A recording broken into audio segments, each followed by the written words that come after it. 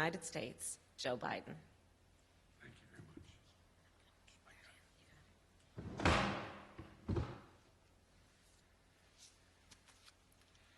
Well, thank you, Madam Vice President. First of all, I want to thank a group of senators, Democrats and Republicans, for doing what they told me they would do.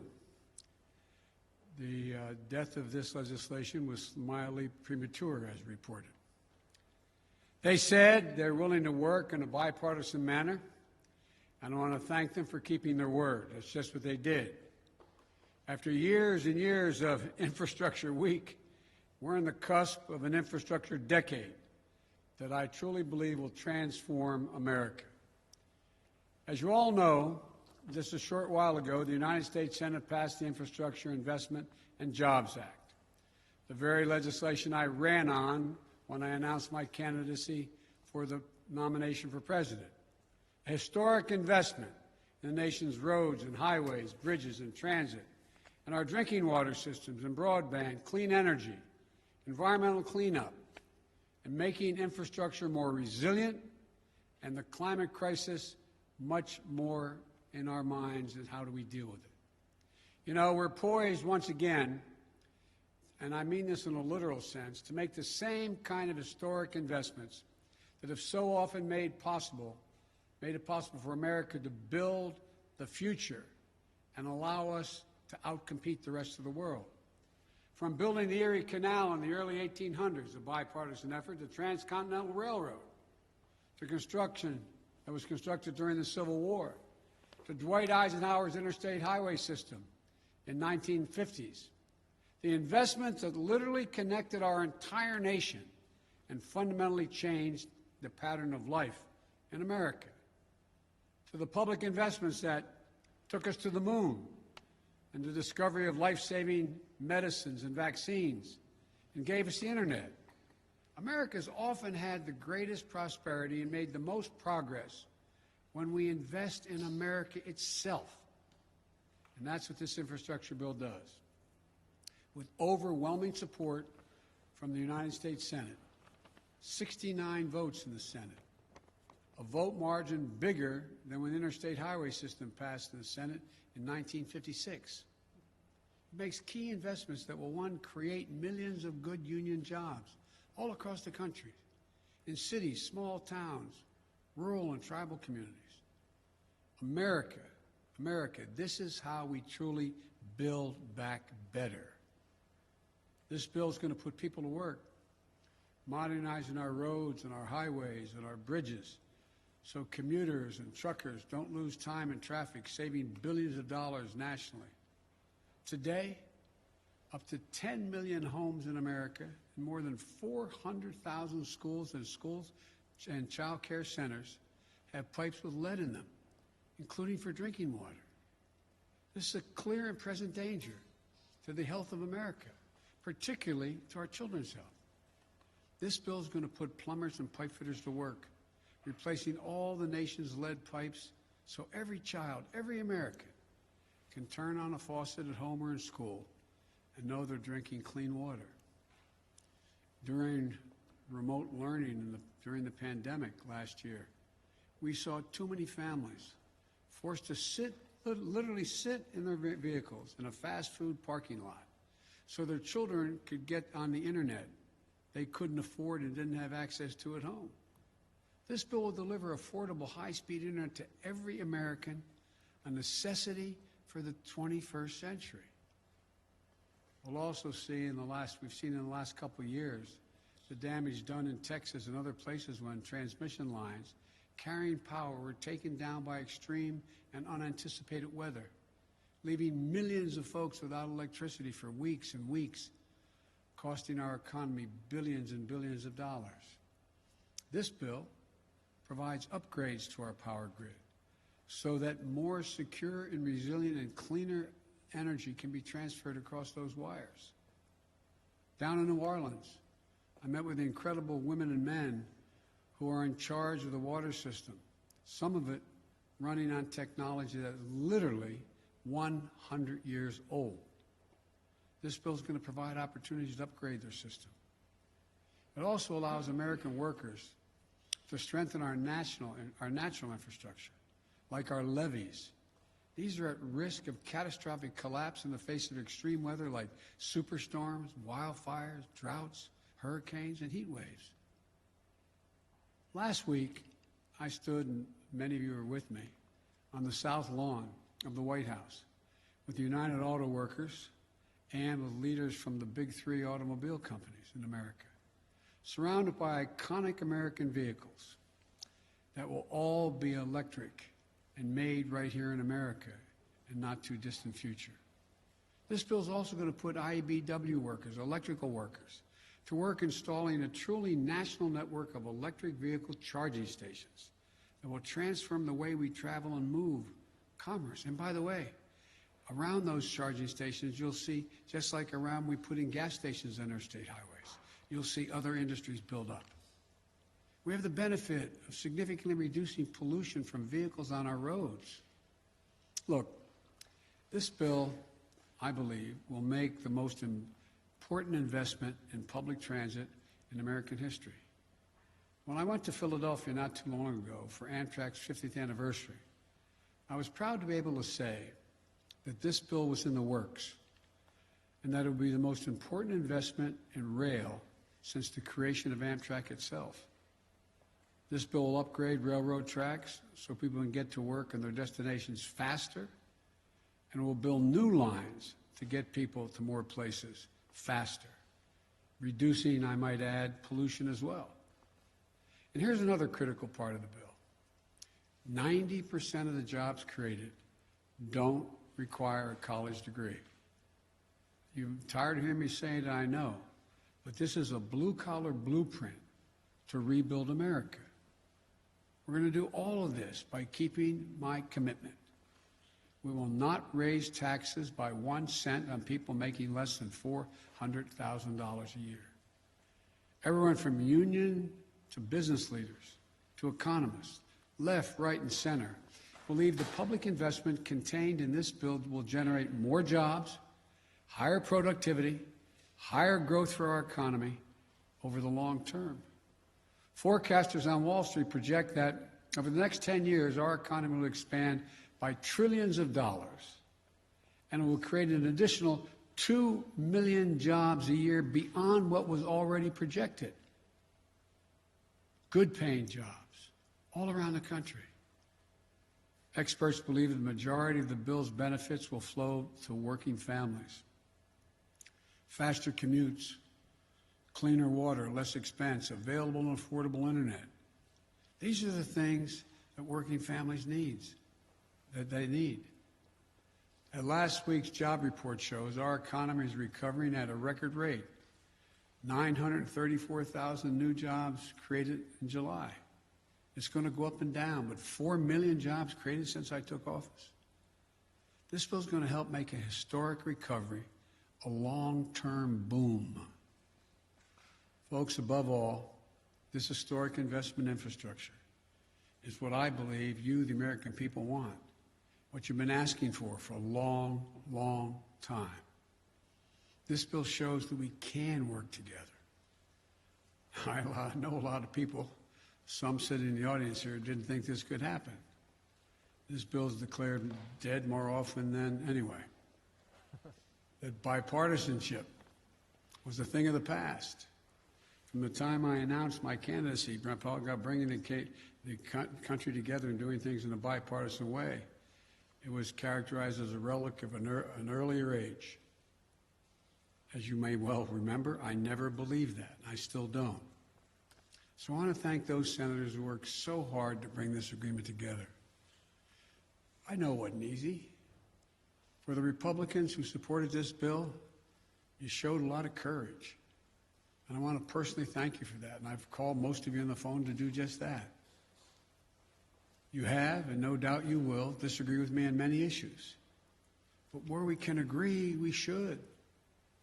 And here on this bill, we prove that we can still come together to do big things, important things for the American people. For the Democrats who supported this bill, we can be proud of this unprecedented investments that are going to transform the nation and change millions of lives for the better. Think about what's going to happen in a practical sense. Clogged arteries at the heart of our economy, they're going to be opened up.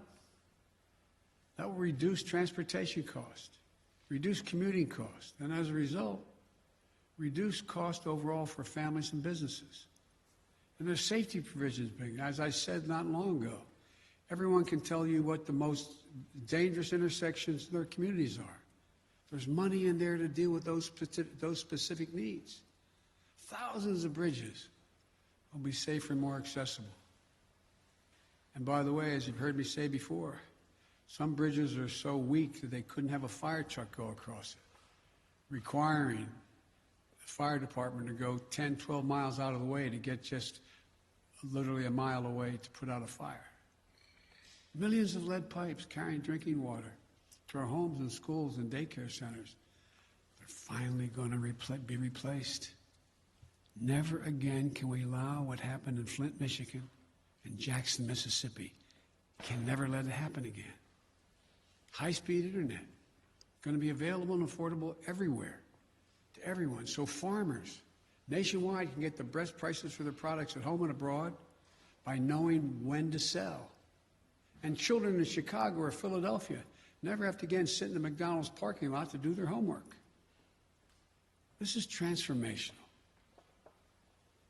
I know compromise is hard for both sides, but it's important, it's necessary for democracy to be able to function.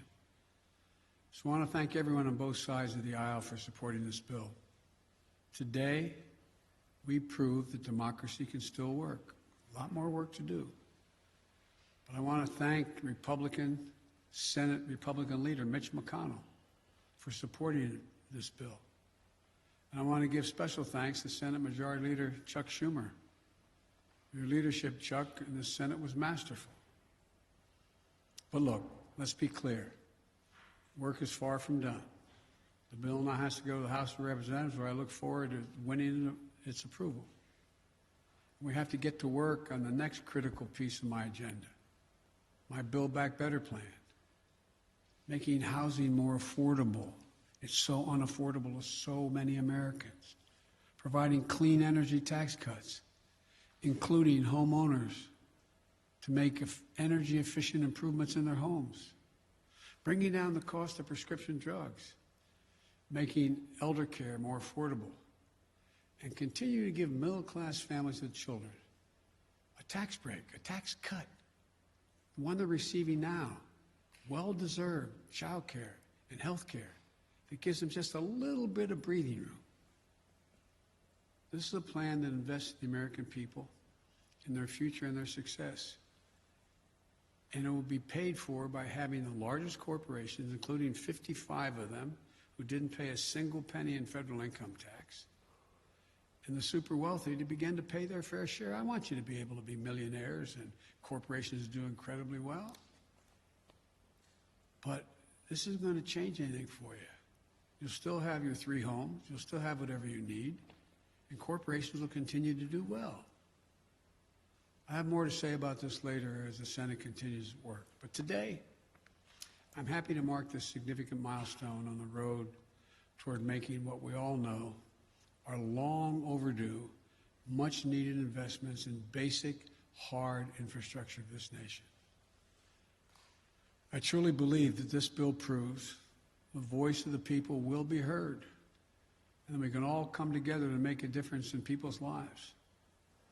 As you heard me say it before, and I apologize for repeating it, but there are no Republican bridges or Democratic roads.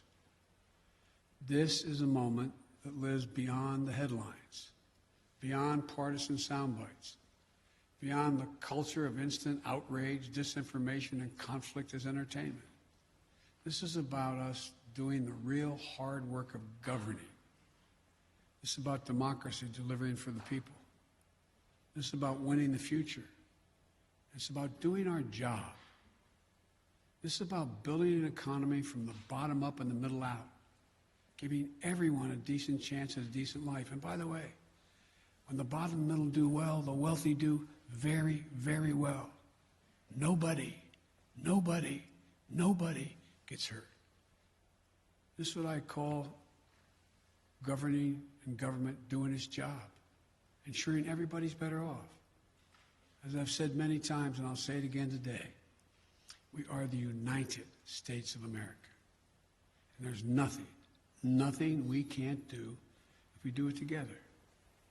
So thank you. God bless you all, and may God protect our troops. Mr. President, your reaction to the Darlene of AP. Darlene, AP. Yes, thank you. What is your reaction to Governor Cuomo's his announcement that he's stepping down? You called on him to resign. Did you think he would? I respect the governor's decision, and I respect the decision he made.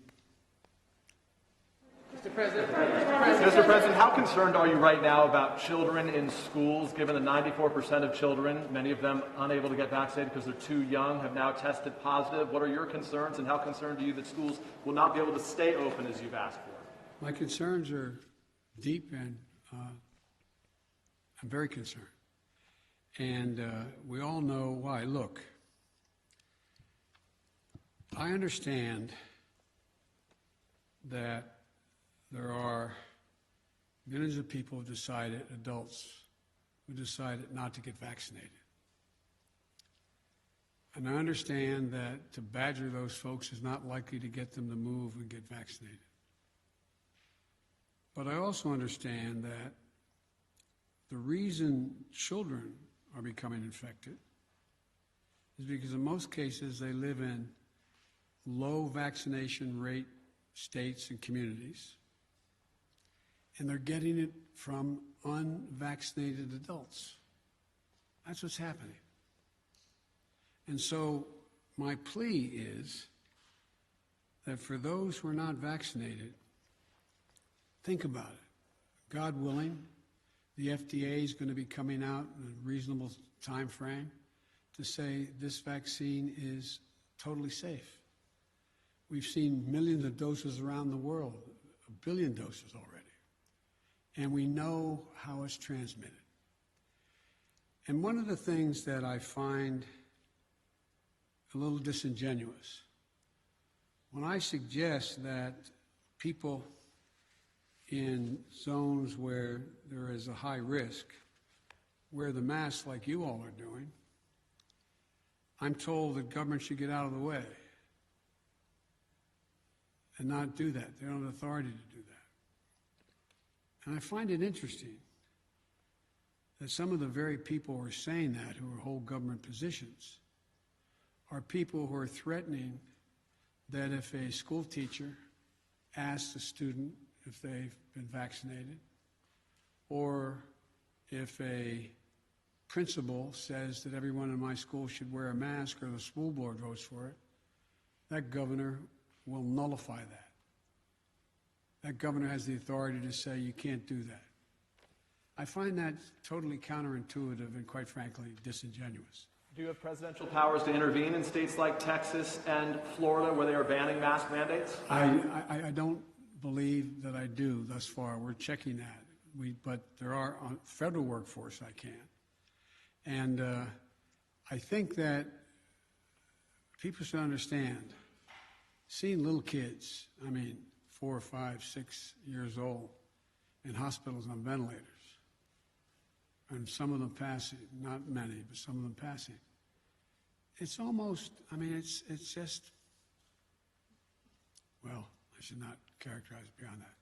On Andrew Cuomo, his resignation, what impact, as the head of the party, what impact does his resignation have on the Democratic Party? I think the impact is all on Andrew Cuomo and his decision to make that judgment, and I respect his decision. On Afghanistan, in just the last few days, multiple cities in Afghanistan have fallen to the Taliban.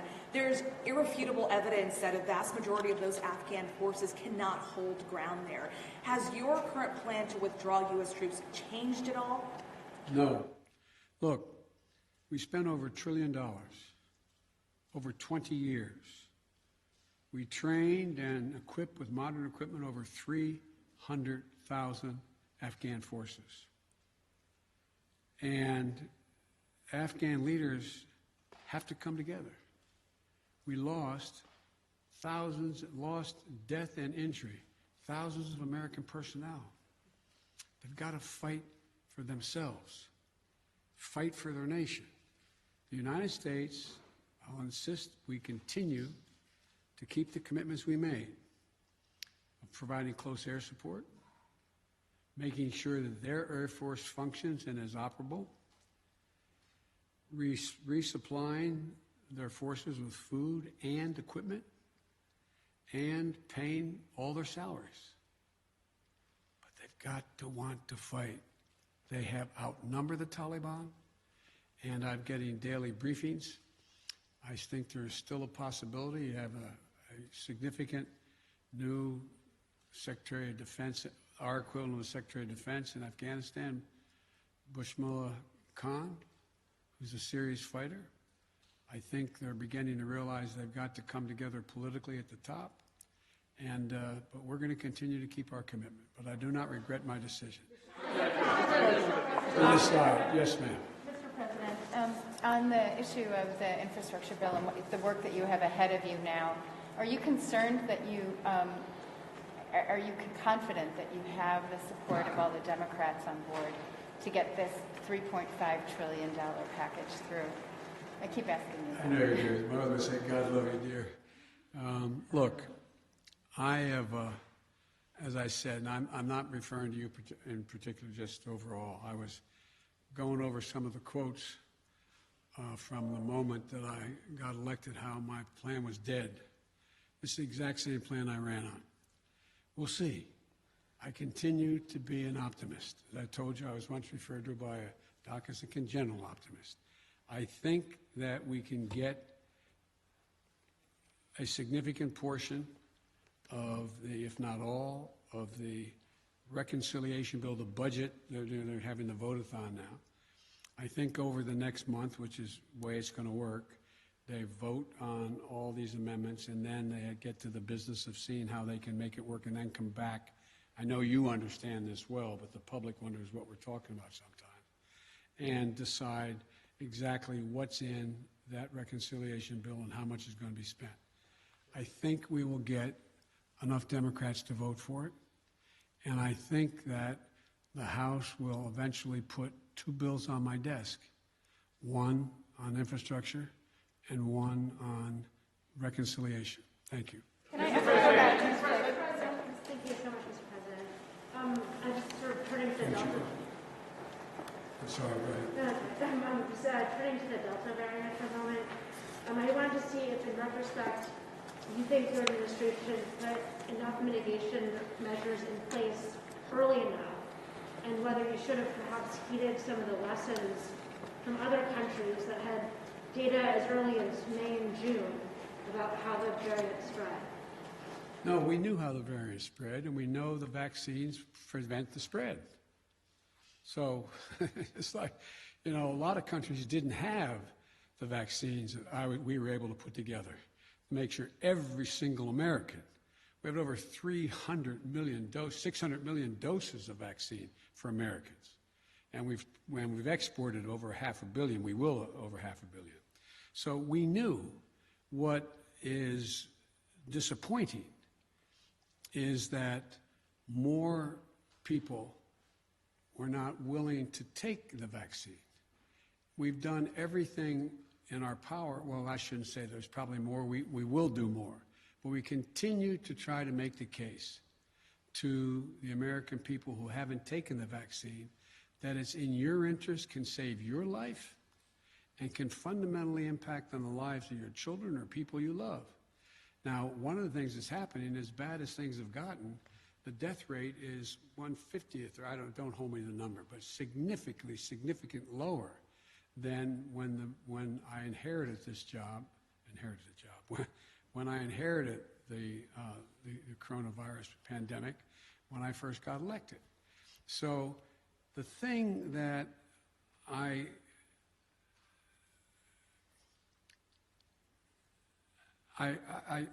continue to hope that people will overcome their fears, because their fears are based on, some are just as a political statement, but very few, I think most people are worried. That's why I'm hoping that the FDA will say that we permanently approve of these vaccines because we have enough for everyone. And I'm hoping that as people realize, and it is picking up, vaccines are picking up, but not at the rate they were before. Remember, I was setting up, stadiums, sports stadiums, and we're doing thousands of vaccines a day. And I wish I could have thought of something beyond what we've thought of that make everybody want to get the vaccine, but that hadn't been the case. Now, at a federal level, what I'm going to be doing is making sure that they understand that I do have authority to say if you're going to come into this building, into a federal building, that you have to have been vaccinated or show that or be wearing a mask. And I think that I'm going to use, and I anticipate that it's probable that the Defense Department will, as they put in place all the mechanisms needed to be able to, in fact, impose or initiate a mandate for all the regular forces and reserves to get vaccinated. But I continue to be hopeful. You see, I had I had a talk with Governor Asa Hutchinson, who said he made a mistake. And he is working really hard going around. He told me that he's doing a lot of town meetings, not all of which are being embraced, but he's making the case. We're going to continue to make the case. Mr. President. If I may, Mr. President. Ironically, Mr. President. one of the Democrats through the years that you spoke with about infrastructure the most was Andrew Cuomo, who is resigning, who announced he's resigning today. You had traveled New York with him when you were vice president to the launch of the reconstruction of LaGuardia. He was someone who supported your campaign early on. No, you called on him to resign. No, you condemned the alleged behavior. But you're someone who spends a lot of time with mayors and governors.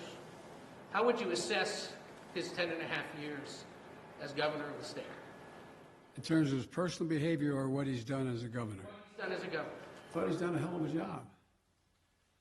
hell of a job. And, both on everything from access to voting to infrastructure, the whole range of things. That's why it's so sad. Okay, last question, right here. Sure, Mr. President, I have a question about the significance of the bipartisan nature of the infrastructure agreement. Are there lessons learned from that agreement that can be applied to voting reform, police reform, or LGBTQ civil rights? By you guys or by me? By anyone. I'm sorry, I shouldn't kid, because I was just reading about 50 statements from very serious press people about how my whole plan was dead from the beginning. Mm-hmm. Look, the lesson learned is being willing to talk and listen. Listen. Call people in. No, let me finish it. And I think the lesson learned is exposing people to other views. And so that's why from the beginning, on all the subjects you raised, I've sat with people and listened to their positions, some in agreement with where I am and some in disagreement. And so I think it's a matter of listening. It's part of democracy. Thank you all so much. Sir, why have you not named an FDA commissioner, sir? To this point?